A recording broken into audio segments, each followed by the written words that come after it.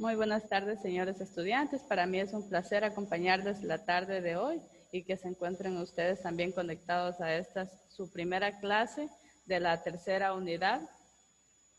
Mi nombre es Marjorie Sikiwa, quien les va a estar acompañando en este proceso de año lectivo al cual ustedes han accedido.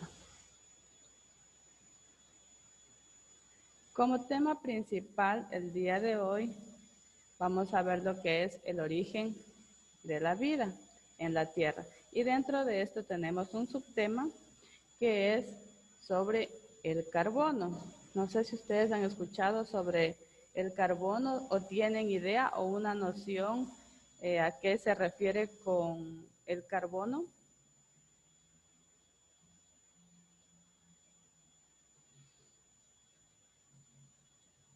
¿Alguien me quiere compartir? ¿Qué se les viene a la mente cuando ustedes observan esta imagen?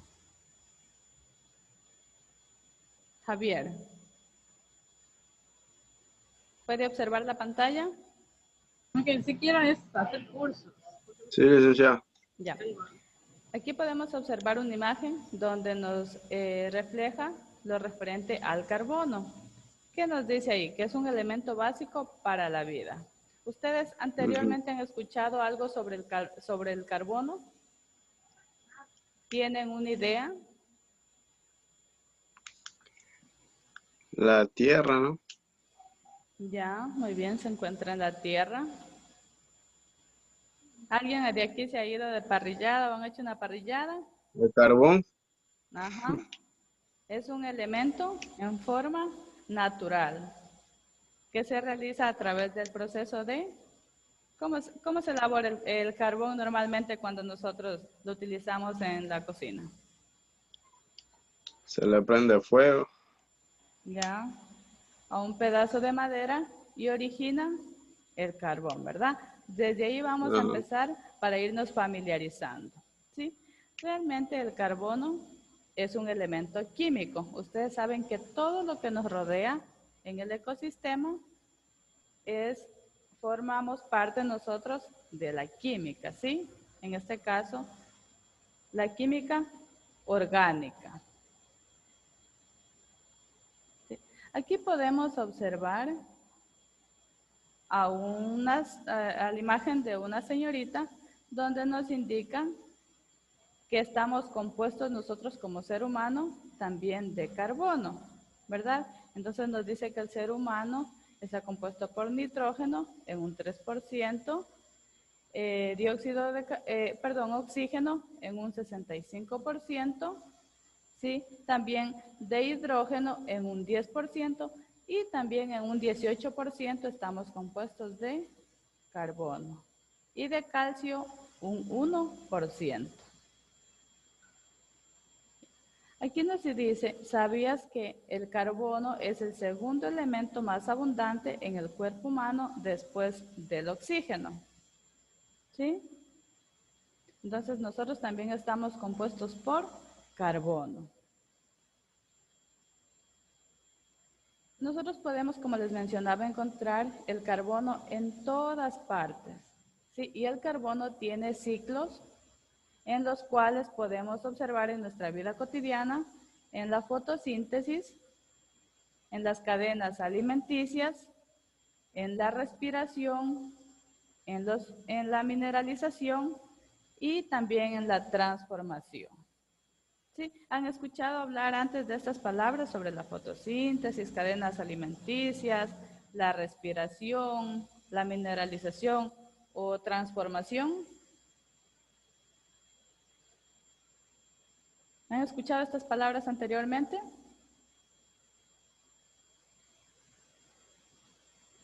No, licenciado. ¿No? ¿Mireya? ¿Usted ha Sí, escuchado, digo. ¿usted ha escuchado Sí, digo. antes estas palabras? La fotosíntesis, cadenas alimenticias, respiración, mineralización, transformación. Sí, Lice, pero como yo he estado, la verdad, he estado estudiando, he dejado el estudio a veces, entonces a veces se me olvida, pero sí he escuchado. Ya, listo. Entonces, ¿será que podemos relacionar la fotosíntesis en nuestra vida diaria? La fuente. ¿Sí? ¿Qué ejemplo podemos relacionar? Eh, por ejemplo, como está ahí el ejemplo, como nos dice del Respiración. oxígeno, ¿Ya? la transformación, como dice ahí, la mineralización, la respiración, como dice el compañero. Ya, muy bien. En la fotosíntesis nosotros tenemos un claro ejemplo sobre las plantas, ¿verdad? Que con el efecto Sí, del calor del sol recibe energía solar, ¿sí? Y digamos que la planta se alimenta de dióxido de carbono y nos provee de oxígeno, ¿verdad? Entonces las plantas es fundamental para nuestra vida. En este caso también podemos observar, vamos a elegir un ejemplo, respiración, como lo mencionaba Javier. En este caso nosotros inhalamos. ¿Qué inhalamos nosotros los seres humanos para poder sobrevivir? Oxígeno. Ya, muy bien. Y exhalamos. A ver, inhalamos oxígeno y exhalamos dióxido Carbono. de carbono, Carbono. ¿verdad? Entonces, ¿qué es? Esto le sirve de alimento para las plantas, ¿verdad? Planta. Ya, muy bien. Entonces también tenemos el ejemplo de la mineralización. En este caso ahí tenemos unos animalitos que ya han muerto y se encuentran en estado fósil, ¿verdad? Sí. Todos los seres vivos realizamos este proceso que con el tiempo, pues obviamente en este caso, nosotros nacemos, crecemos, reproducimos y morimos. Y en este caso, este sería nuestro estado, como lo representa en la imagen, ¿sí? Y también tenemos la transformación.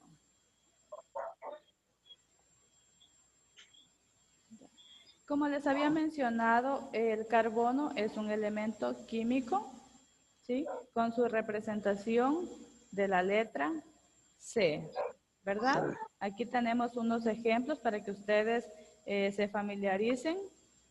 A través del carbono nosotros obtenemos el grafito, también los diamantes, también lo podemos encontrar en este caso con la arcilla en la fábrica de las puntas de los lápices. Sí, también nos dicen fabricar pinturas antirradar y también en la joyería, ¿verdad? Pero vamos a ver qué es el carbono. Nos dice que el carbono viene del latín carbón y es un elemento químico con el símbolo C, como les había mencionado, y este tiene un número atómico que es 6 y su masa atómica que es de 12.01.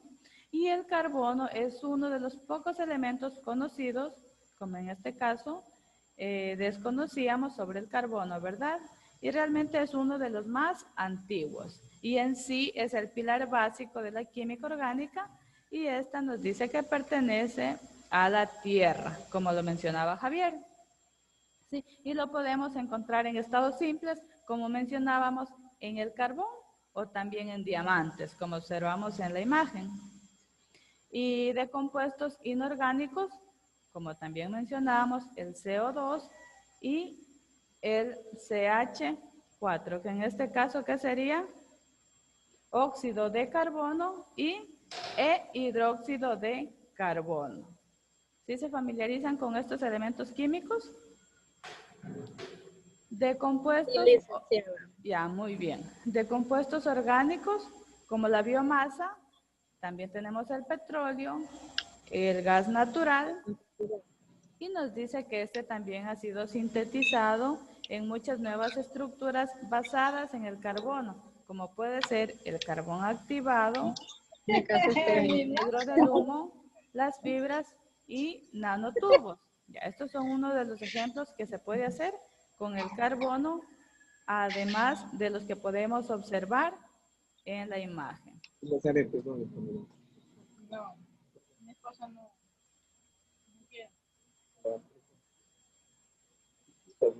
Ya. Dentro de esto vamos a observar un video para que podamos entender un poquito más sobre cómo actúa el carbono o en la naturaleza o cómo lo podemos encontrar, ¿sí? Pongan mucha atención.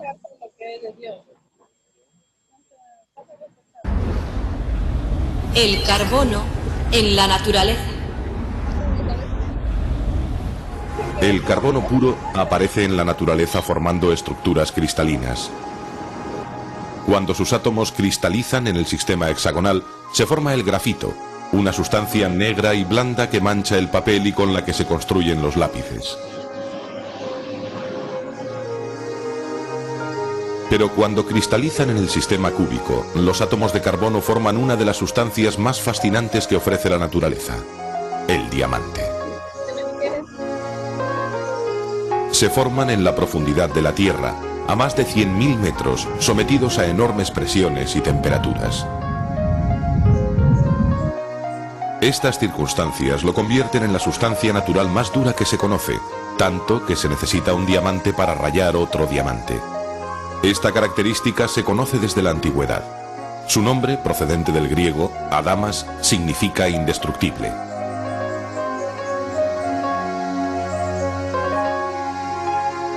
Pero la característica más fascinante del diamante es su extraordinaria belleza, una vez tallado. Por eso es una de las sustancias más caras que existen.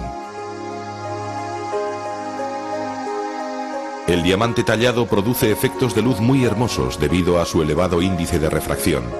Al penetrar en la piedra tallada, los rayos de luz sufren un gran número de reflexiones y la luz queda muy dispersa.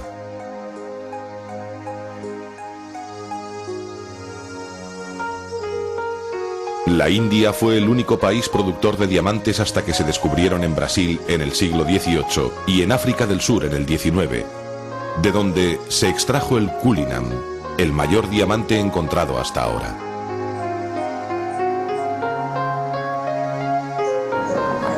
Perteneció al rey Eduardo VII de Inglaterra y una vez tallado se convirtió en varias piedras que ahora forman parte de las joyas de la corona británica.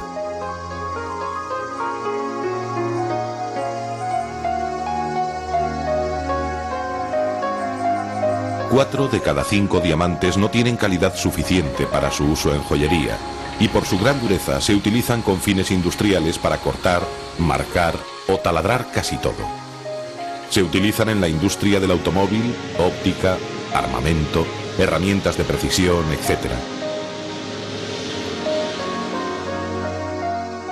Pero en la naturaleza el carbono suele aparecer sobre todo combinado con otros elementos. Así, el dióxido y monóxido de carbono son dos gases bastante frecuentes en la atmósfera.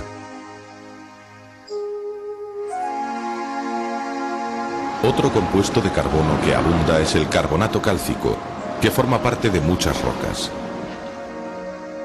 Asimismo, conforma las estructuras duras de algunos animales como los corales. Alrededor de un 90% de los compuestos de carbono son compuestos orgánicos.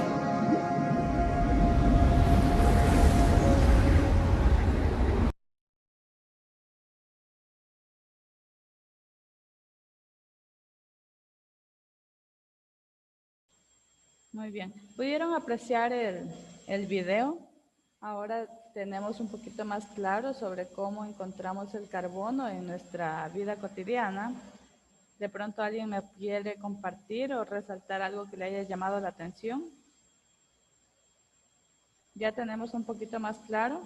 Licenciada, lo que me llamó la atención fue que el carbono también lo encontramos con otros elementos, dice.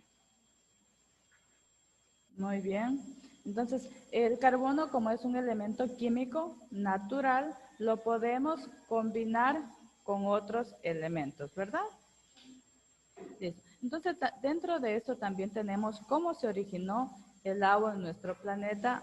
En este caso, nuestro planeta Tierra lo denominamos como planeta azul. ¿Sí sabían eso? ¿Ustedes consideran que el agua es importante en nuestra vida? Sí, licenciada. ¿En qué sentido? porque la necesitamos. Hasta el cuerpo humano está compuesto de agua. Ya, muy bien. Realmente el agua es un recurso que muchas veces es poco valorado y en ocasiones pues lo consumimos de manera inadecuada. Nos dice que existen numerosas hipótesis que se han compartido acerca de cómo se creó el agua y pudo haberse acumulado en la superficie terrestre. Más o menos en el transcurso de unos 4.6 millones de años, nos dice que en cantidad suficiente para generar océanos, ¿sí? El agua, como mencionaba el compañero, es un elemento de la naturaleza que es integrante en el ecosistema natural y fundamental para el sostenimiento y la reproducción de la vida en el planeta, ya que constituye un factor indispensable para el desarrollo de los procesos biológicos que la hacen posible. Como les mencionaba, hay distintas teorías de cómo se originó el agua en nuestro planeta y tenemos tres importantes que nos indica a través del enfriamiento planetario. También nos dice que puede ser de fuentes extraplanetarias o a través de la actividad volcánica. En este caso tenemos el enfriamiento planetario que nos dice, por favor Javier, ayúdeme con la lectura de este párrafo.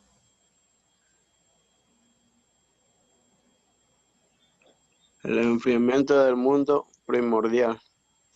En el transcurso del Eón Ádico, habría ocurrido hasta el punto que se desgasificaron los componentes volátiles de una atmósfera dotada de presión suficiente para la estabilización y retención del agua en estado líquido. Ya, muy bien. Entonces nos dice que esto fue un proceso, ¿sí? En primer lugar, que es primordial, como lo mencionaba, ¿sí? Y ha estado en este caso en estado de gas y poco a poco se ha ido desintegrando hasta conocer lo que es el agua como líquido vital. Sí. También tenemos otra teoría que nos dice fuentes extraplanetarias. No sé si está activa Yaritza, por favor.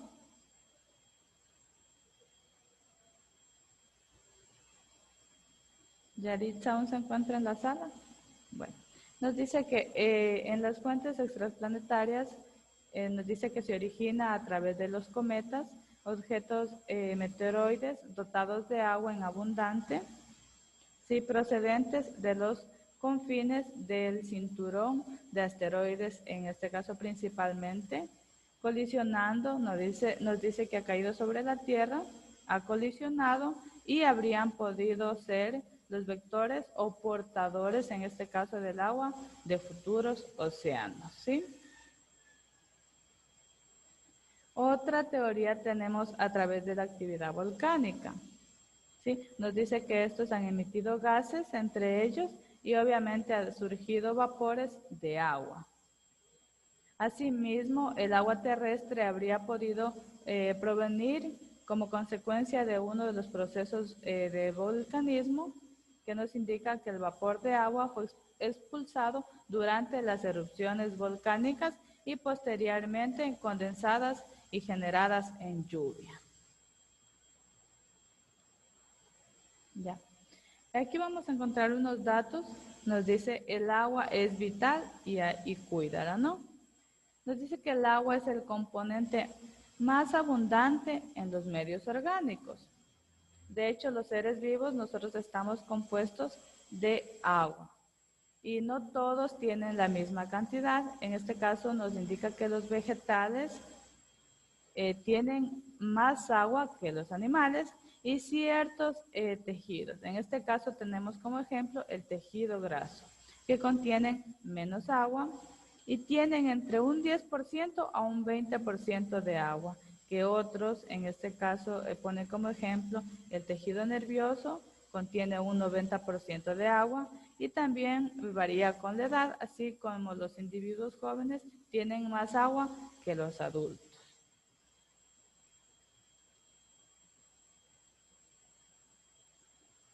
Tenemos el origen de la vida. ¿Cómo creen ustedes que comenzó la vida en la Tierra? ¿Qué han escuchado ustedes sobre el origen de la vida en la Tierra?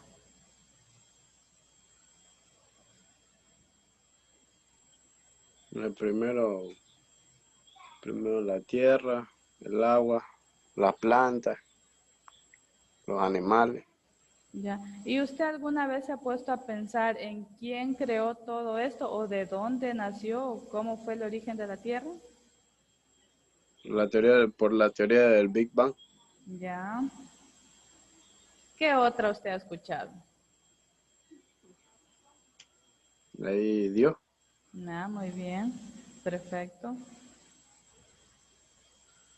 Entonces, aquí nosotros tenemos distintas teorías sobre el origen de la Tierra. Como usted mencionaba, algunas de ellas, aquí tenemos 4 importantes en las cuales vamos a observar y hablar sobre la generación espontánea.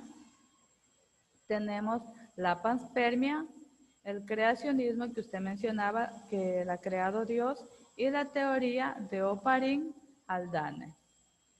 Entonces, ¿qué nos dice de la generación espontánea?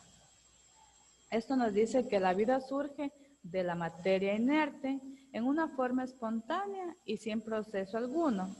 Las moscas surgen de la carne, las lombrices de la tierra, las culebras acuáticas de las crines de los caballos.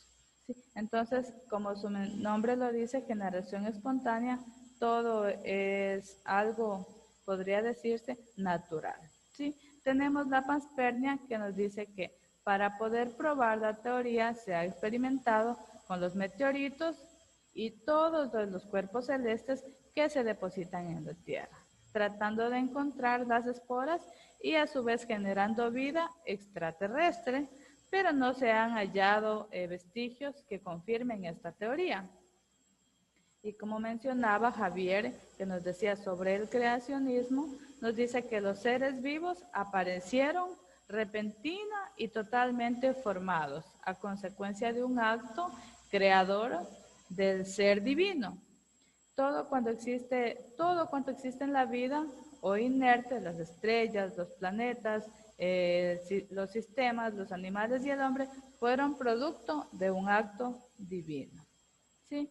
Y otra, también tenemos la teoría de Oparin, un científico que nos dice que durante la década de 1920 a 1930, Alejandro Oparin, ellos propusieron junto a otros científicos de forma independiente el origen de la vida, a partir de la evolución de la materia desde un punto de vista físico-químico, que es un suceso que ubica las etapas de formación en la Tierra y cuando los océanos contenían sustancias químicas simples, en este caso como hidrógeno, el oxígeno, el metano, el amoníaco y el vapor de agua, que prácticamente estaríamos relacionando con la teoría que nos mencionaba Javier Torres sobre al respecto de la teoría del Big Bang, que se asemeja.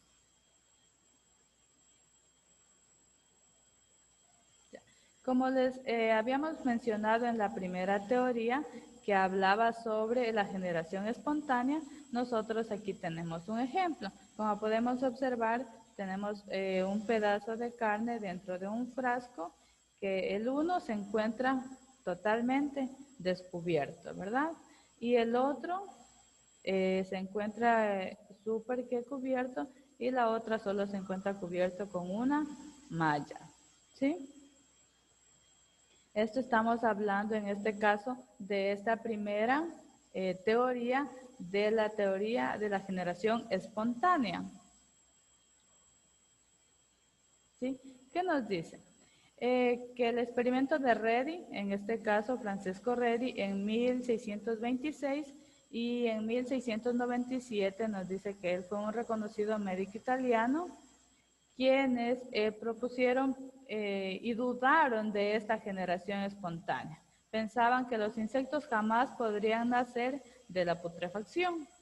Con el propósito de demostrarlo, él diseñó el experimento que acabamos de observar en la imagen, donde él para determinar si se desarrollaban las larvas de moscas, Si no se dejaba a ninguna mosca adulta entrar en el contacto con la carne, puso en este caso, como les mencionaba, 3 frascos y uno de ellos permaneció abierto y selló a los otros 2. Y en el frasco abierto, él observó que había moscas continuamente.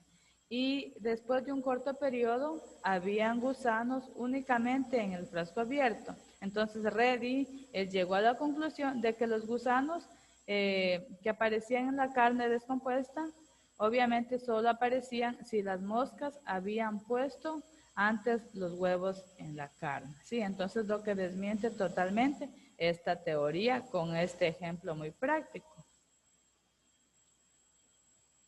Sí.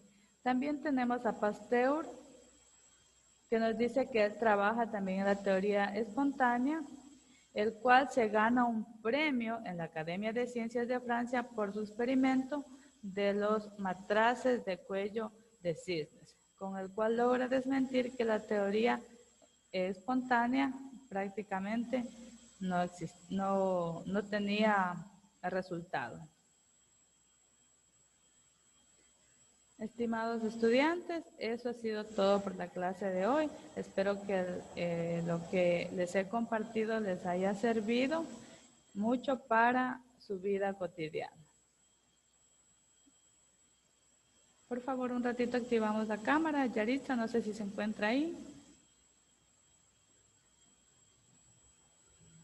Bueno, Javier, espero que le haya gustado la clase del día de hoy. Si tiene alguna sugerencia o algún comentario, me lo puede hacer en este momento antes de cerrar la clase o quiere compartir algo sobre el tema que hemos visto. No, licenciada, quedó todo entendido. Muy bien, Javier. Espero de aquí tenerlo nuevamente en la próxima clase para aprender un poquito más sobre la ciencia. Ha sido un gusto compartir con ustedes. Una excelente tarde. Hasta luego. Normalmente pasa bien, licenciada.